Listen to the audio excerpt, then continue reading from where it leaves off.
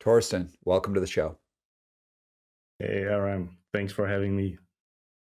All right, for the uninitiated, for those who don't know, who are you and what do you do? All right. My name is Torsten Philipp. I'm 49 years old. I'm the father of three wonderful kids. I'm married to a wonderful wife. I'm a former hardcore kid, just like you. And today I'm managing director of a company called Geislinger, which is a family owned Austrian company with about 800 people working in two locations in Austria, mechanical engineer by education. Yeah, that's where I am today when it comes to my profession. Okay, so lots of stuff to unpack, but the first thing that strikes me, former hardcore kid. Tell me about that. Well, still hardcore, but not so much kid anymore. That's the basic thing. And I lost a bit track of the current scene. So from time to time, I dig into it, and I don't see that much new things which I like. So I'm still addicted to the old stuff. Um, Late 80s until early 2000.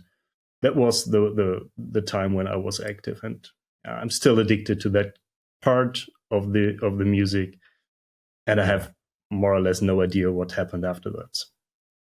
Well, when we hopped on, at first I could see that there is an integrity poster behind you on camera and there's an Yeah, Ignite poster. So I know you still love it. It's still part of of who you are as a person, as you said, it was like your culture, your roots. And the same for me. Like, I don't know, I can't even think of the last time I went to a hardcore show outside of something that like one of my band played.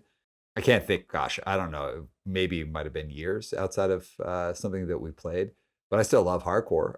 If I listen to music 10 times in a day or in a week or whatever, probably one of those times is going to be hardcore. And that one time, it's probably going to be something from like the 80s, like in that space. It's going to be like maybe Minor Threat or Bad Brains. More often than not, it's probably going to be like Youth of Today or SSD or something like that. But yeah, I still very much consider myself a ardent believer and like a member of the hardcore scene, but I'm not a kid anymore and I just don't have as much time for it. yeah. I think that's what happens if you grow older, if you uh, build your own family, if you have kids.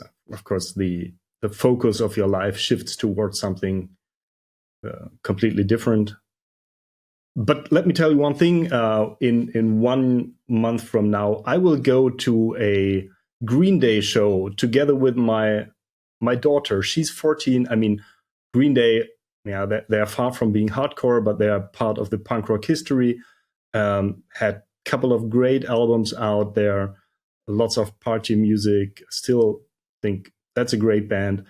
Yeah, and my 14-year-old daughter wants me to join her for a Green Day concert in Vienna in June. So yeah, that's great. Dude, that's awesome. I love that so much, and I love Green Day. Green Day rocks. Like I really like Green Day, and also it's like politically relevant still. Like they Yeah, got stuff to say. They're a cool band for yeah. sure. Okay, dude, Yeah. let's get into you though. So tell us about your role. Like what's different from your role versus any other senior level role? So being a managing director means that in the end, I'm responsible for what is happening within our company, being responsible about the financial results.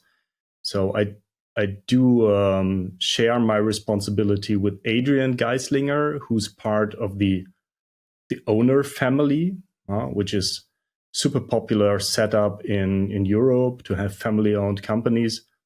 And yeah, I'm not part of the family of the owner family, but I joined the responsibilities with Adrian, who's a bit younger than I. And yeah, of course, in the end, it's Adrian and I who are in the end responsible if we are successful or not. Of course, it's not just our work. It's the work of 800 people here in Austria, but in the end, it's the two of us who are being held responsible. Yeah. So for people listening, they might be wondering what's the difference between a managing director and a CEO? There's no difference. We don't have that title in Europe. I could also call myself a CEO, but it's basically the same. So when did you join this company? Because you essentially worked your way up to this role, right? Yeah, that's true. I joined that company 20 years ago. So more or less exactly 20 years ago. And that was not planned at all. Like so many things in my career, that was not planned.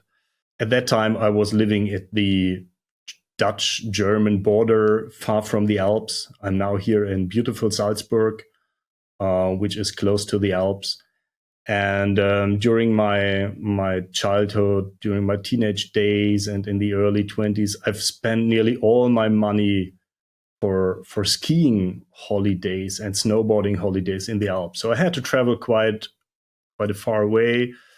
Had to spend lots of money, and at a certain time in my career, I did a presentation, a technical presentation. I'm an engineer by education, and that was in Salzburg. And I got in contact with that company, and they offered me a job, and I was like, yeah, I can go skiing and snowboarding after after work, and it's also a quite attractive position. So why not moving to Salzburg? So that was really the start of my career within that company Mhm. as an engineer, and from that on things developed. And 20 years later, I'm back here. I left the company in between for a couple of years to do other things. But I'm still in Salzburg. I'm back in Salzburg. I'm back to Geislinger with a completely different role, and somehow made my way up to being the managing director today. So it was never the plan, though, to be a managing director or, again, in like US or Canadian terms, we could say a CEO. It's not something you set out to do. Instead, you were like an individual contributor, came in as an engineer, and it was more like opportunistic, like, oh, this is a cool job. I get paid well, but mostly it brings me close to skiing and snowboarding. I don't have to spend all my money getting here. I can just kind of follow my passion. Yeah, right. I mean, that was in my early 20s when when you start being an individual, when you try to figure out where's your where's your position in life, what's your plans in life, and the fun part was very dominating at that time. I went to 3 to 4 hardcore punk rock shows per week, and during the winter season, I went to the Alps. And basically, I've never had any strategic career plan which I try to follow. So the first step was really coincidence. Afterwards, I found out that taking over responsibilities is something that I like. That working within this industry is something I really like, and so I've put quite some energy into what I do, but I've never made a master plan which guides me through the next 20 years. Yeah, I've kind of have mixed feelings about whether how much planning and kind of like, oh, I'm going to do this at this time and I'm going to try and get to this role. I mean, I know a lot of people that do that. I'm certainly not against it, but that's not at all what happened with my career. I mean, everything was just an opportunity presented itself or something terrible happened, and then like because something terrible happened, it caused me to like figure how to get things done, and because of that, a different opportunity showed up. So for me, it was Yeah, just like chance, opportunity, crisis, and that's how I built my career. It sounds like for you, it was like same some version of the same thing. yeah, absolutely. And I like the word opportunity, because that's exactly what I did. Every time an opportunity showed up, I was maybe brave enough to go after it, uh, to to choose this path, even if it's I had to move away from my hometown, which is totally normal for you guys in North America. Here in Europe, that's not that common. Mhm. Moving 800 miles away from home is quite a seldom thing. But for me, that was an opportunity, really. Well, how much of that was natural to you? That kind of like the guts to do that, to do something that maybe is not that common. How much of it was just natural to you versus how much of that did you learn from punk and hardcore? Yeah, punk and hardcore brought me to many different places. It created an interest in different scenes, different people. So I guess this, yeah, and it made my world much wider than it was in my hometown. I mean, living at the German-Dutch border, that's not New York City. That's not even Vancouver. It's a very small place, but hardcore bands playing in our area from the US, from other places of the world. It really made my world bigger than it originally was. So it created some kind of interest, created some curiosity, and so I followed this through. Yeah, one of the coolest gifts that I've gotten from punk is basically what you said. It made my world a lot bigger, and it made things that might seem impossible seem like commonplace. Like, yeah, of course I do that. So so much of what I've done around my career has always just been like, well, yeah, of course I do that. Like, why wouldn't I do that? And Right. that mindset is like, well, yeah, like going back to I can barely play my instrument, and most of my friends can barely play our instruments.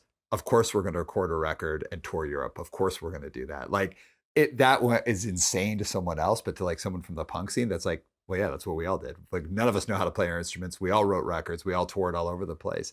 And that kind of like leap of faith, of course, I'm going to make that happen. It makes things that are impossible seem like well, to me, that's just like a Tuesday.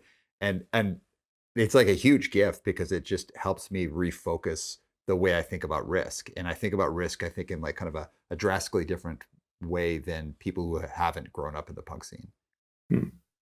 I like what you just said about the ability to play an instrument. Sometimes people ask me, okay, is there anything you learn from your punk rock and hardcore roots which you can transfer to your professional world? And that's something that I really find important and outstanding.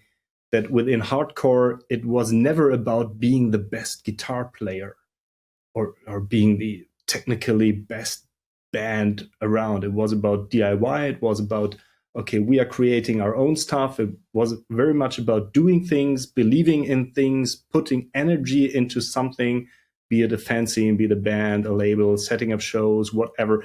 It has all been done by ourselves at that time. So there were no sponsors outside who set up any shows. So if we wouldn't have done it, there wouldn't have been any shows in our area. So we did it by ourselves. We did the record labels by ourselves, and that's something that I'd like to transfer to my professional business.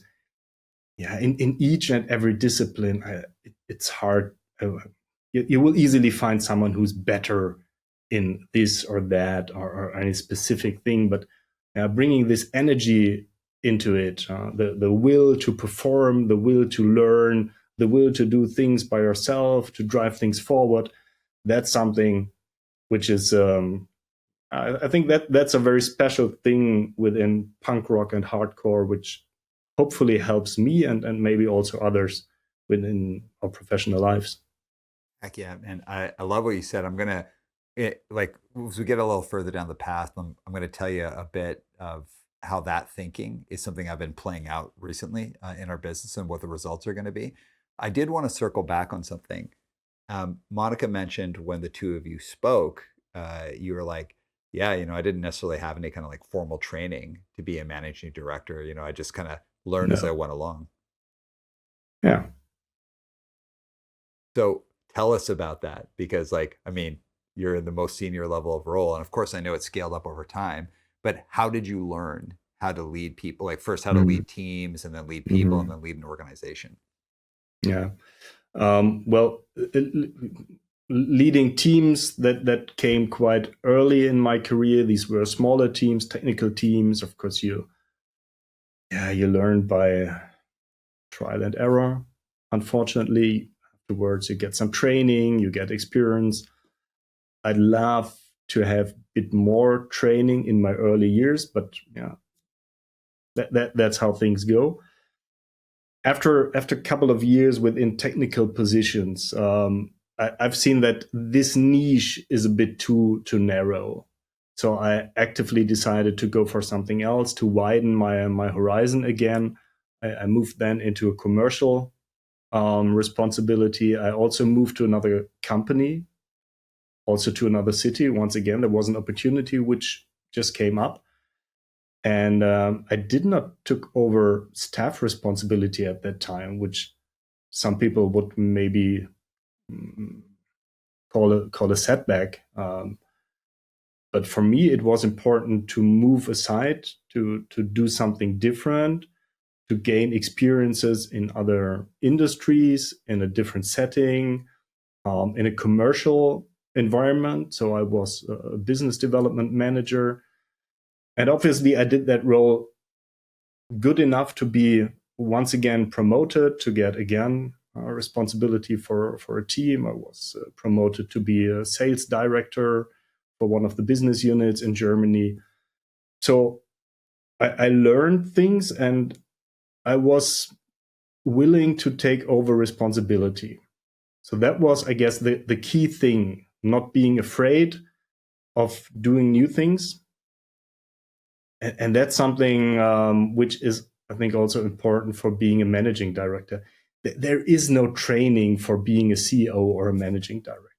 Uh, but I think the ability to accept challenges, to accept an environment which is constantly changing, which needs someone who's willing to drive and make decisions. I think that's the key thing that you need, together with leadership skills and yeah, hopefully a vision for your company, a vision, a strategy, something to give purpose to 800 people. But I don't think that there's really some way of preparation. It's more about the mindset of being able to adapt. Well, let's go into that mindset. So going back to when you're like, yeah, I was a bit earlier career when I learned how to manage teams.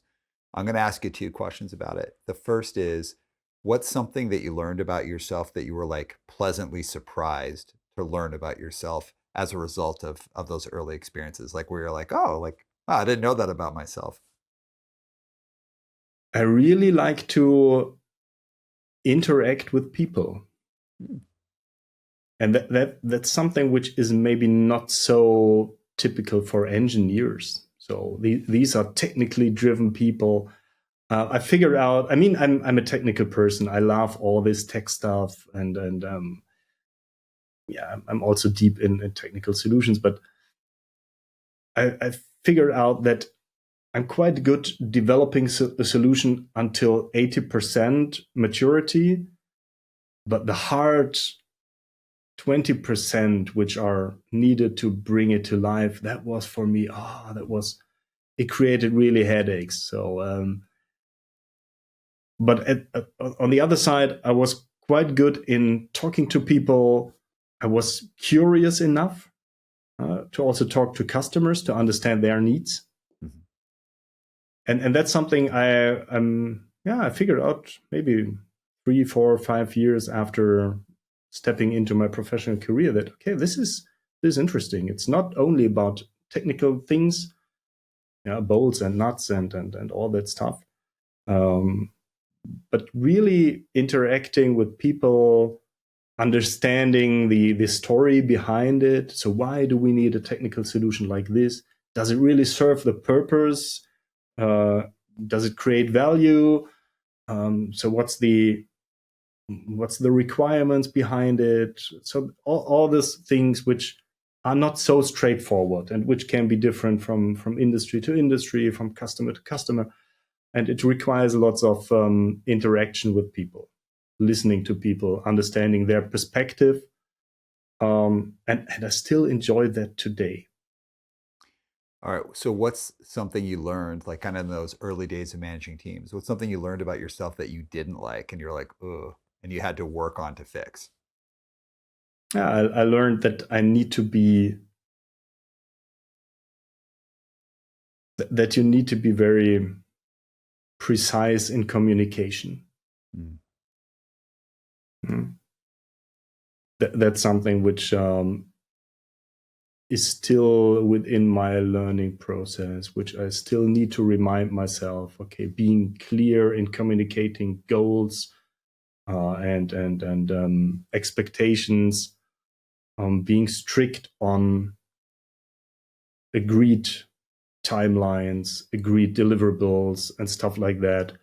So it's not only about a vision, it's not only about communication, it's also about being very precise and strict when it comes to setting goals, uh, making communication very clear. I had to learn that maybe the hard way. Well, what was the hard way? What happened? I remember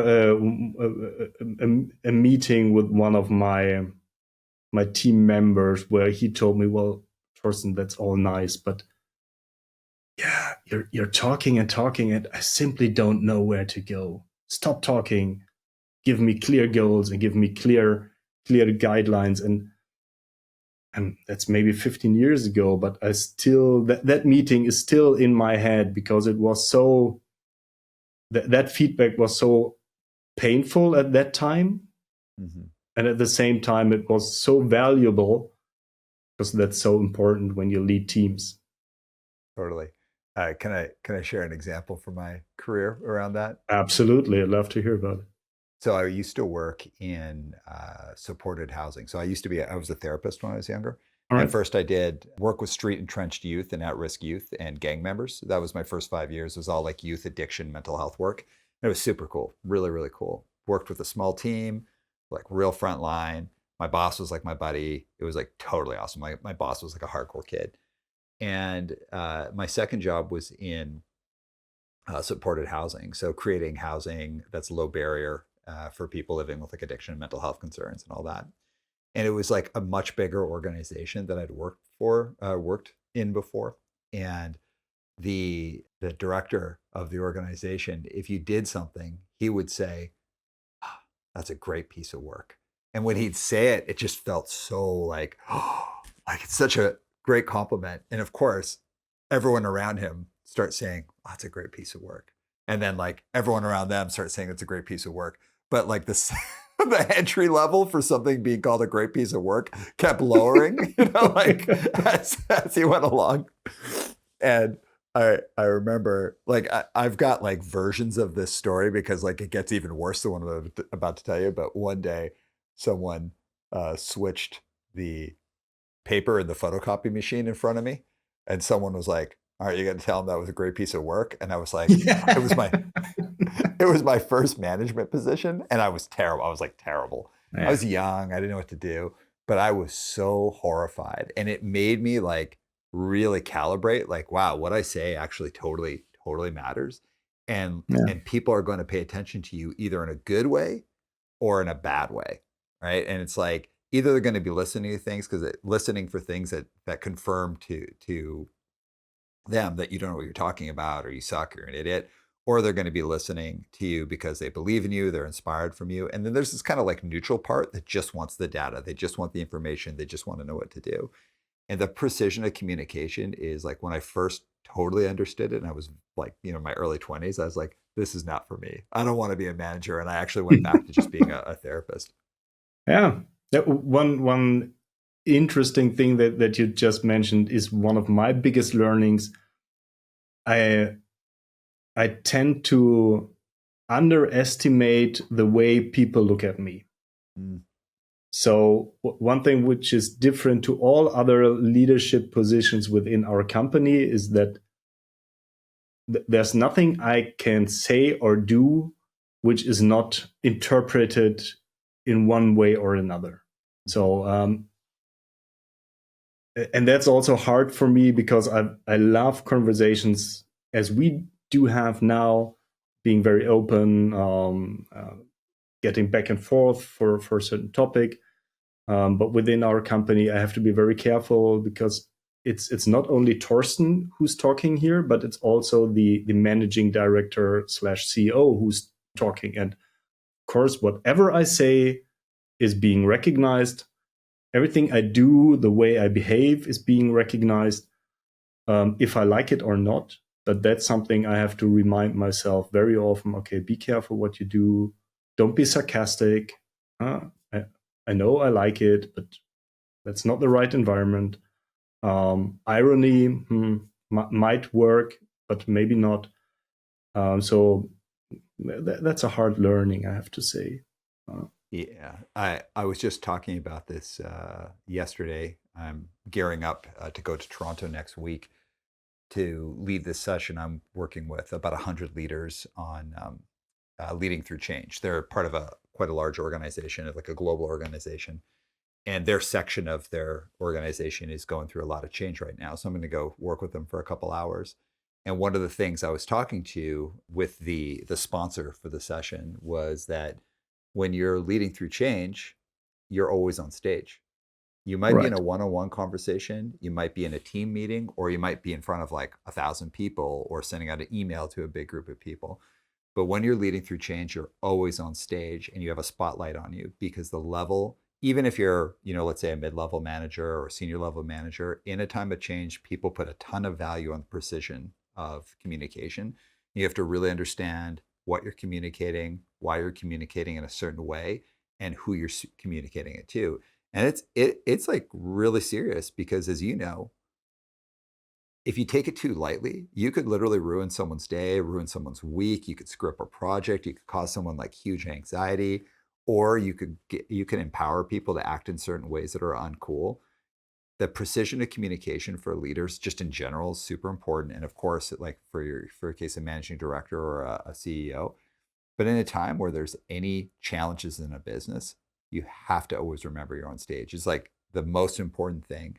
And that being on stage is a real responsibility. And that goes to the idea of like, if you're choosing to lead, you're choosing to accept that responsibility. Yes. Yes. All right. I want to hit on the first thing when you learned like, oh, I actually like people and I like interacting with people. What advice do you have? So engineers, and I like that you brought it up, is like engineers aren't always. Now, I know a ton of engineers who, in general, I know a ton of engineers. I've worked with many of them through our company. But I also know a lot of engineers who are total people, who love people and love interacting. So this is not a rule, but there are a lot of engineers who are a little bit more in the space where aren't necessarily they aren't necessarily client facing or they aren't like looking to go out of the way to engage with people. So what advice do you have for young careers who are maybe new to the profession or early career or maybe even mid-career? What advice do you have to them about communication and relationship building in business?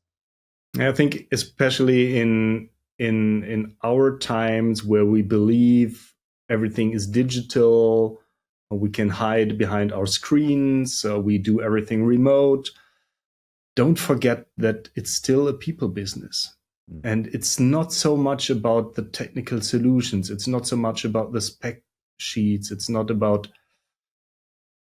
the best technical solution. It's about trust. In business relations, it's, I guess, more than 50% is about trust.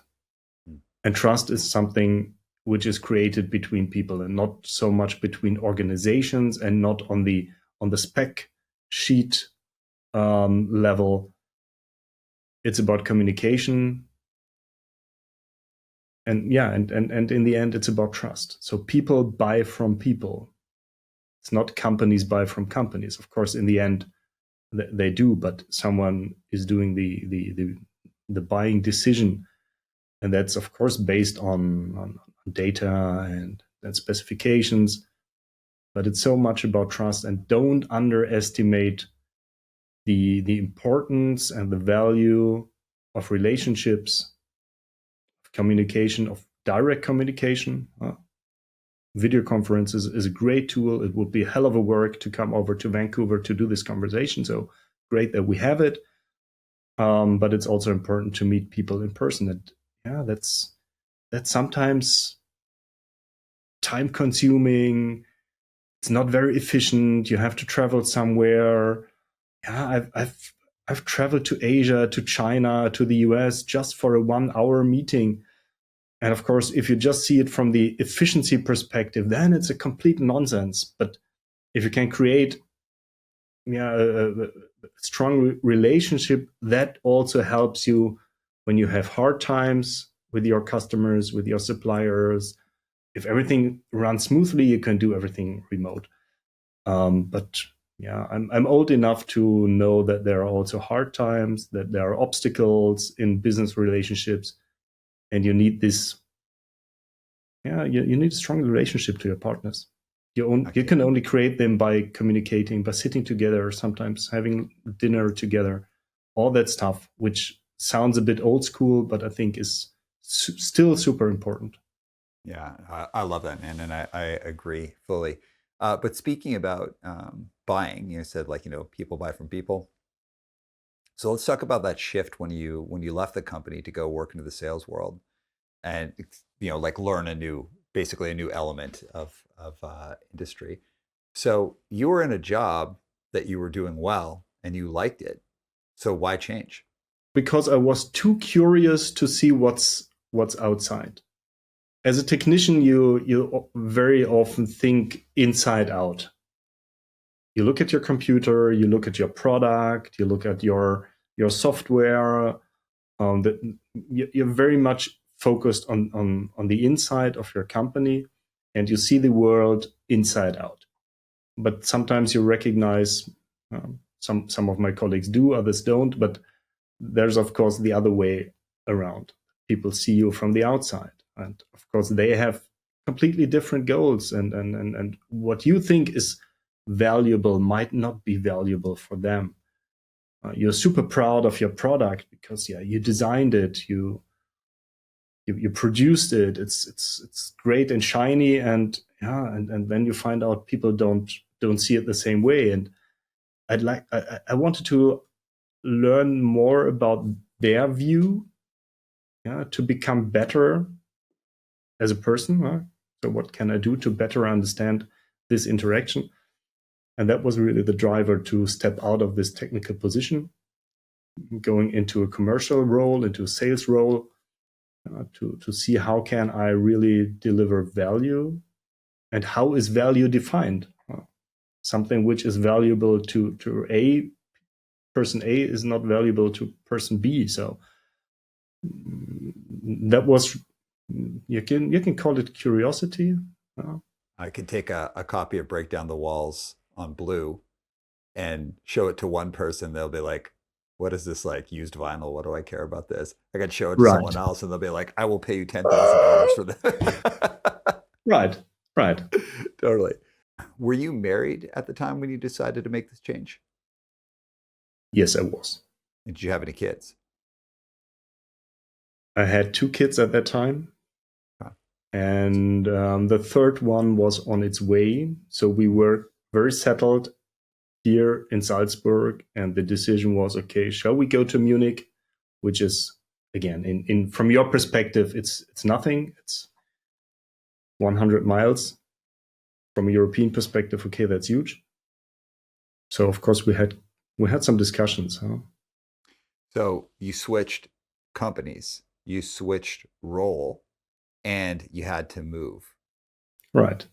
And you were already a little bit into your career and you were in a job where you liked where you lived. You Right. relatively liked what you did, and you could have stayed in the company and just kept going. So Yeah. was there anyone in your life that was like, dude, what are you doing? Why are you doing this? Yeah, maybe there were a couple of people. I did some interviews with people in my from friends to ask them, okay, do you see this as a risk?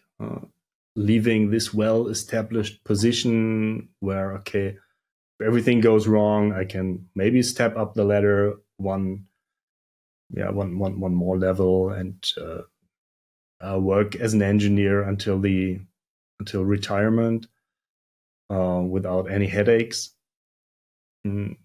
And there were some people who said, well, might be a risk, but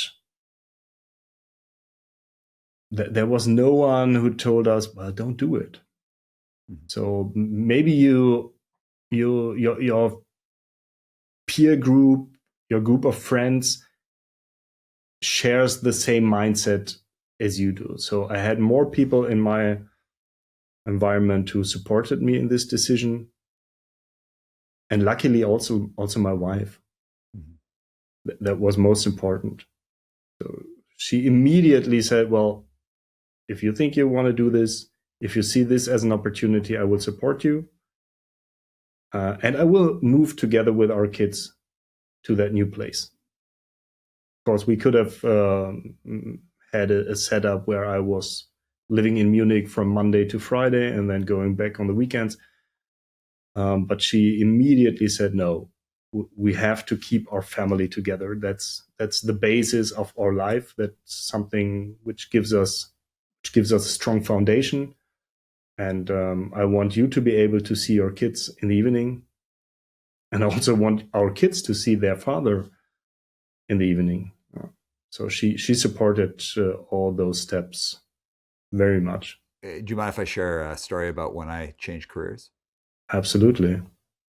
So I'd gone back to being a therapist after working in supporting housing for a couple of years, and I went back into addictions and mental health work. But I went in to work with adult populations, and it was cool. Like, it was really cool. But I had this I had this boss who he didn't have. At that time, you had to have a master's of counseling psychology or clinical psychology to be a therapist. And when I had initially started working in the field, you didn't have to have that. You just had to have like a psych degree. Anyway, so we had this guy, but he actually didn't have either one of those. He had a master's of divinity, and he was this like real kooky guy. And we had these offices where every single office had an outside window, except for like there was this one office that was like in the center of the office. It was like the cave, no outside windows. And if you did something that pissed him off, he would come in on the weekend and move all your stuff out of your whatever office, like the window No office, and way. move it in. Yeah. Oh, it was That's weird. yeah. Oh, it was super weird. The interesting thing is, I kind of look back on this guy fondly because he wasn't a terrible guy. He was this kind of interesting guy who was a former priest and now was running this counseling thing. And he also was an artist in his spare time, and he would paint. And he made everyone put his art in their, their offices. And I had just gotten in trouble with him for at the time, which was actually a good reason. But he had moved me back into the center of this cave, and I had his art like over my shoulder. And I remember thinking, it's like, dude, I can't, like, I just can't with this. Like, not every boss I'd ever had been off. Like I'd had like, I've had fine bosses or whatever, but I kept having this experience where I'm like, man, leadership is such a weird thing, like so why is one person good at leadership and this other person sucks at it? Why is someone who's a great therapist like a terrible boss? Why is someone who's like a really good boss doesn't actually know they're not an expert in what they're leading. They don't actually understand the expertise of the team, but they're a really good boss. I just became like real interested in it, started thinking about it, and then just had a by chance meeting with this guy who ran a coaching firm. Like literally ran into him on the street, and basically on the street, after talking to me for a few minutes, he offered me a job. And I was like, oh, okay. And what really caused me to do it was like, I was like, I just want to understand. Like, I just want to understand what makes a good leader and how do you get there? How do you train someone Mm. up for it? When I told people I was going to leave my career, they were like, you're insane. Like, what are you doing? And they thought I was going to be like a Tony Robbins, like inspirational speaker or something like that. And most of my friends and definitely my parents were like, do not do this, do not go. And I wasn't getting paid much more money. But I decided to take the leap just because I was like totally fascinated with it. And I was willing to disrupt my life and disrupt my career because I was having a fine career. It was okay. But it just felt like it was going to be differing versions of just okay when I could go out, take a risk, try something totally new. And I did. And I worked at this other guy's company for a number of years before starting my own. And it was probably one of the most important moments of my life to make that leap and to not listen to people who were saying it. Although I did have people who are like, hell yeah, go do that, man. Take a risk. And I'm just such a fan of people disrupting things, taking a risk, trying something new. And you might fall totally flat on your face and be like, oh, I regret this. But yeah, at least you know now, versus just sitting in a job where there's this untapped potential that you're never going to try. I think that's something which I 1 or 2 years ago, a former colleague of mine asked me, "Hey, I really like your career path. Can you give me an advice? What can I do? I somehow feel stuck in my position. What can I do to be promoted? Can I do something to be visible or more visible within my company?" And I don't know if I'm a really good advisor, but I think one thing which is crucial is if you want to do and which if you want to drive your career, if you want to grow as a person, which enables you to grow as a leader, which then also enables you to boost your career, you have to accept risks. And that's sometimes, of course, painful. Maybe you have to move to another place. You have to leave your hometown. You have to ask your family, your kids, your wife, okay, can we leave all your friends here and can we move to a different place? I don't know if it's going to be good or not, because of course you can't promise them. You simply don't know it. You have to take risks.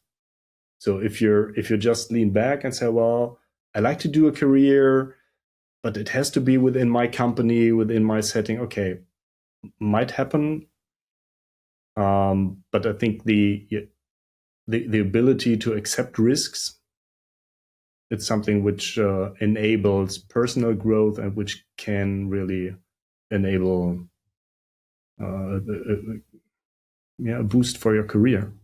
Even going back to playing shows, because as we talked about before we started, like you grew up playing in bands as well. Thinking about like punk, if you go on tour, you basically just have the promise of some person that you've probably never met who's like 3 to 5 hours away, that there's going to be a show there. And you're taking a leap of faith that there's actually a show there. There's actually going to be people there. You're actually going to get paid. There's actually going to be a place for you to stay. It is completely based on, yeah, I'll take a leap of faith. And it's like a great adventure and it's only one night. But if you're going on like a 2 week tour, that's like 10 leaps of faith that you're making while getting further and further and further away from your home. And the bigger the tour, the bigger the investment of time. It's really all about leaps of faith and adjusting and learning when things go sideways, as they inevitably do. And I'll just say, like, learning that from punk and hardcore, it just makes I take risk super seriously, but I also have a real good eye for risk. And I think anyone who grew up in punk and hardcore has a real good eye for risk, and also has a great self-assessment of how good they are with managing when things go sideways. And for me, when I get somewhat similar to your colleague who'd asked you about career advice, I have people ask me, people who you and I would consider peers, like from just like around our age group. Whenever they ask me about taking risk, I'm always like, hell yeah, like 100% take risk, but make sure you actually know how to eyeball risk and you actually understand what you do when things go sideways. Because I know that from being stuck in a van for 8 hours and the tire blowing out, and you're not just going to miss the show, you're going to miss the next 3 shows because you're in the middle of nowhere and you have to like live with these 5 people for the next 3 days on like no money and make it work, and then get to a show that's like now 15 hours away. I know how to handle all that because I've been there. And eyeballing risk and knowing how you handle it when things go sideways, that sets you up for crazy things. Yeah, yeah. And I think this is also important for my current position, because with each and every decision that I make for the company, yeah, there's always risk included. So it's not about avoiding risks. It's about managing risks. Okay, being aware of what can happen, thinking in 2, 3 different scenarios, but then also accepting risks, uh, being able to to have proper countermeasures once you figure out, okay, that was a bad idea or it does not work like we planned. But avoiding risk will lead to stagnation, and then we won't have any development within the company. Yeah, I 1000% agree. Stay tuned for part 2 of this interview next week on One Step Beyond.